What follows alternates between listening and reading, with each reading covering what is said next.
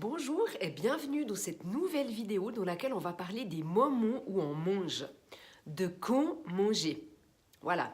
Mais avant, je vous invite à vous abonner à ma chaîne et à aller télécharger les deux e-books que je vous offre gratuitement dans la description en dessous de la vidéo. Alors, quand manger? Ça, c'est une question et c'est presque, voire plus important que quoi manger. Car si on mange quand on a faim, et seulement quand on a faim, ben quoi manger, c'est secondaire en fin de compte. Bien sûr, je ne suis pas en train de vous dire de manger n'importe quoi, hein, évidemment. On reste dans une alimentation saine. Mais qui n'a pas entendu quand il était petit, tu ne sors pas de table tant que tu n'as pas fini ton assiette. Et on l'a même répété à nos enfants. Nous intégrons rapidement, en fait, hein, depuis tout petit, l'idée qu'il faut manger 3 fois par jour et à heure fixe. Et pourtant, ce n'est pas une bonne idée. Pourquoi? Eh bien, moi, j'ai des clients, par exemple, qui jeûnent tous les jours pendant le mois du Ramadan et qui ne grossissent pas. Hein?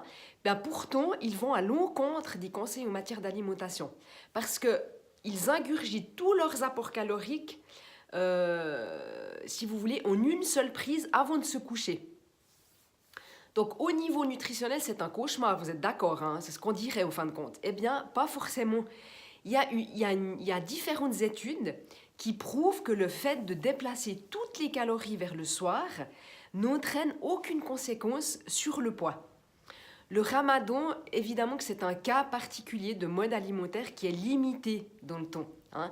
Je voulais simplement prendre cet exemple pour vous illustrer et si vous voulez, ce qui va permettre ce qui permet de relativiser ces 3 repas. Si l'on mangeait quand on a faim, c'est ça que je vous propose. Mangez quand vous avez faim. Si vous n'éprouvez pas la sensation de faim, pourquoi manger? Par exemple, pourquoi manger le matin si vous n'avez pas envie de petit déjeuner? Le soi-disant impératif des 25% d'apport nutritionnel obligatoire au petit déjeuner ne repose sur aucun consensus scientifique. Les plus fervents promoteurs du petit déjeuner, ce sont les industriels de l'industrie de l'agroalimentaire, particulièrement les fabricants des céréales du petit déjeuner. Donc si vous n'avez pas faim au réveil, attendez que la sensation de faim arrive pour manger. Alors une collation ou bien vous patientez jusqu'au repas de midi. Et pareil pour tous les autres repas.